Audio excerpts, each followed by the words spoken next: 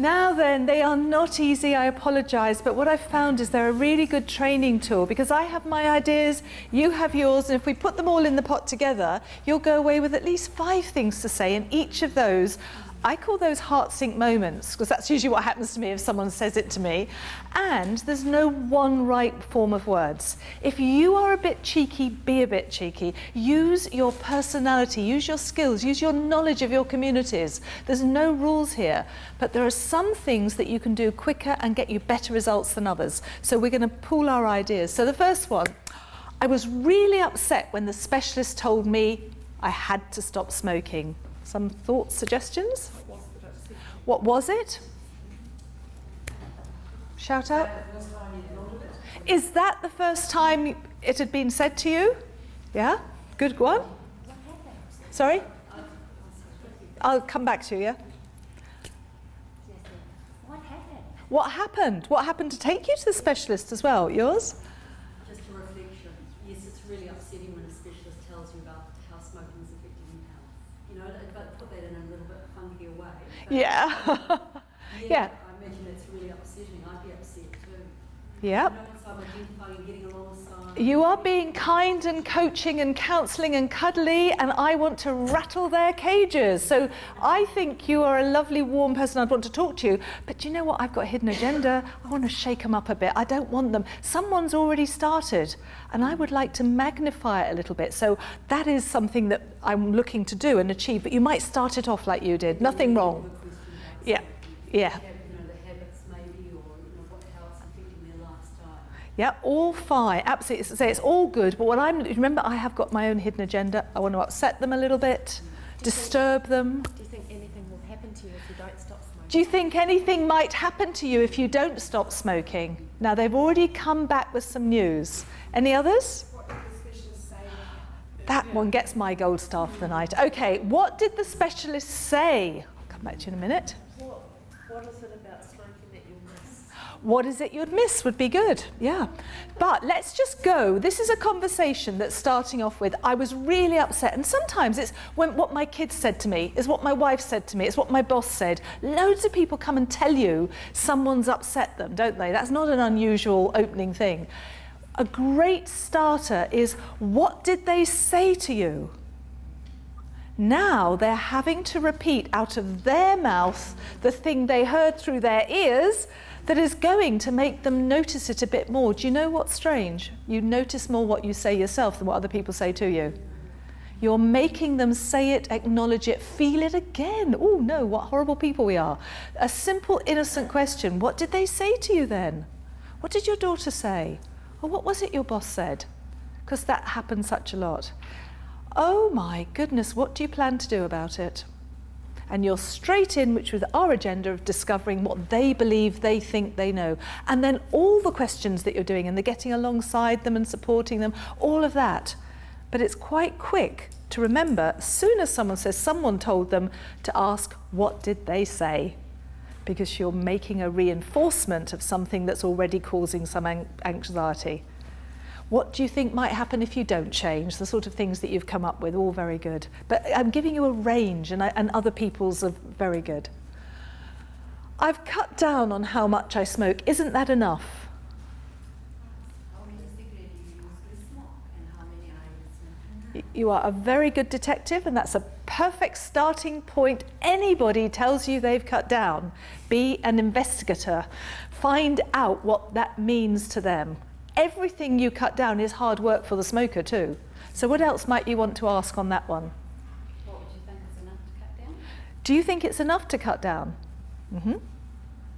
Others? Have you noticed a change in how you smoke since you cut down? That would be clever, wouldn't it? Because we know that people inhale deeper most of the time. So you're asking a question to see if they noticed. Have you noticed a change in the way you smoke? But you're not telling them, well, you're probably, we don't come up with our bits, we get it out of them. That's great. Others? What made you decide to cut down? Yeah, that's my other favourite. Because if I decide to stop going home so many, 7 nights a week, is there something a little bit funny going on at home that I'm not going home so much? You know, if I just stop turning up for work a few days, what's going on that's making that happen? So when someone says they're cutting down, I'd like to find out what's cooking there that makes them not so happy to smoke the full pack anymore. But I'd rather they told me there was a problem. So what made you decide to cut down? Or why did you cut down? Something like that. And now they have no choice but to tell you something they're uncomfortable with. And there's a great chance for you to say, so what do you think will happen if you don't stop altogether? Or do you think it's possible for you to stop altogether? Everybody's a bit different. You know their stories, and we're doing a hypothesis here, so I'm giving you lots of range. But all of the time, you're chasing them to dish the dirt on tobacco, rather than you be the one trying to tell them it's a problem. You're only coming in as the cavalry trying to help them. Lovely. So I've cut down. It's really clear. We know that it's very, very hard to achieve, doesn't last long to cut down, and doesn't generally achieve a health benefit. But that's not necessarily what the smoker benefits from hearing. What we need to check out is why, and what do they plan to do next, and what help could we give them. Do you know the good news? Sometimes it's far easier to make a quit attempt with drugs to help you than it is to suffer the cutting down, because you still have lots of withdrawals and you're in a bit of agony. Go, oh, wait, can I have a cigarette? Oh no, not, oh God, is it, why does the time go so slow? Can't have a cigarette till 7 o'clock. I've got to make those last all day. And that is pretty tiring and stressful. So cutting down is such hard work. You actually help them by quitting altogether. They don't have to do all that. Right, number 3, I don't want to get addicted to the NRT. Sorry? Are you addicted to the cigarettes? Others? Where have you heard this information? Yeah, where have you heard it? What do you think about it? Yeah, others? Think about what they're saying to you. I don't want to get addicted to the NRT. And you don't have to have an answer, you have to have a question. Do you think you can? That's a lovely one. Do you think you can? Yeah, something else? What makes you worried about that?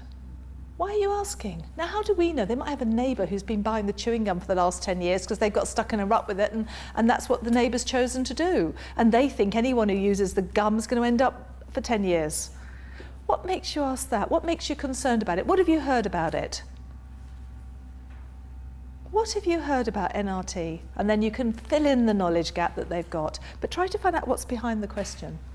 Right, number 4. I know I should stop smoking now I'm pregnant, but it's not easy. Tough one, that. Yeah? What do you know about the effects of smoking on pregnancy? That would be perfect, wouldn't it? What have you heard about the effects of smoking on pregnancy? Really good. Others? What is not easy? Oh, that's a lovely one, because you're just going straight in. What's not easy? That's really good, because then hopefully they'll tell you more about their situation and what it's like being them at that moment. Really lovely. What could support you or help you to stop? Like, what could support or help you? What could support you to stop? What would help you to stop? Yes. So you've been thinking about it. Ah, that would be good. So you've been thinking about it.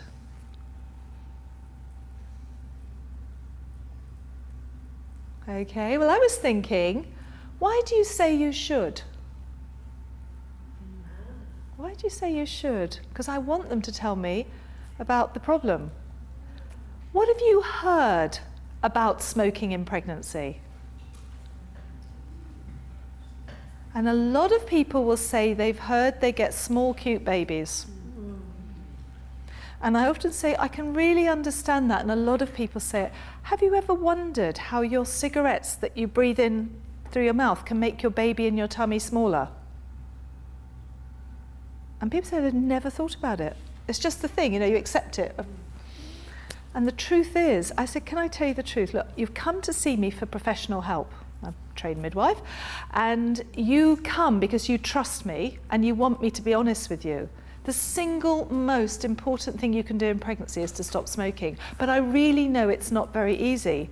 But it's the one thing that will make a huge difference. It's not your fault, but every time you smoke, you put carbon monoxide into your blood. That's something that makes you have less oxygen. Your baby gets smaller because it's starved of oxygen, the oxygen it needs to grow. Of course you'll deliver the baby. My job's to make sure it's as healthy as possible. But by stopping smoking completely, you will give your baby the best start in life and the healthiest childhood possible. I would be really happy to help you if that's something you decided you wanted to do. So there's a style. It's not, I mean, that sounds very rehearsed, but in a way it's each person using a language that's as simple, as Hayden was saying. Also, don't use long medical words. Absolutely as simple, as straightforward, and as honest as possible. Because I'm not saying anything that's not true. A woman who smokes in pregnancy has a weaker, less mature, less developed baby that often struggles in the first few weeks of life. You'll often hear a specifically high-pitched cry, a baby that doesn't latch on to feed, a baby that doesn't settle very well to sleep. And that is often that baby detoxing from the nicotine addiction that it's got. And therefore, the child is really going to be set up to have problems in the very beginning. That's not fair not to warn people. But at the same time, we can't criticize them for smoking. They were smoking before they got pregnant. It's almost like this is how I was when you found me. And our job is to let them make an informed choice. So I just leave that one out there because it's tough work, but I think by being honest to someone and just saying, you know, it's your choice, but it would be the best thing you do and I can help you. But I also understand it's not easy. So you're using all those lovely counselling skills, but trying to get something from the person to see what they're concerned about. Number 5, I'm so afraid I'll put on weight if I stop. That's, well, you said it yourself earlier, didn't you? That's what people say. So what thoughts for that one? Ooh, it is hard, but have a go. Okay, get a dog. Right, now then. Right? Shall I play tennis with you? I'm allergic to dogs. And then she'll work hard and think of another suggestion, and then I'll be smart-assed and send it back, and it'll all go pear-shaped, won't it? But it's a lovely thought. You could ask them about their diet and Yeah. give them, or get them to sort of choose, instead of cigarettes, healthy food options rather than a bag of chips. Yeah, So they- you could do some of the good weight management, weight control, weight advice that you already know how to do. Yeah, that would be a great, so you've got something you can do to help them stop putting on weight. Let's ask a couple of questions though, because you've got it in you to be able to help them, but what questions do we need to ask? Do you think you will put on weight? There we go. Do you think you will put on weight? Do you think you'll put on weight? Or why do you think you'll put on weight?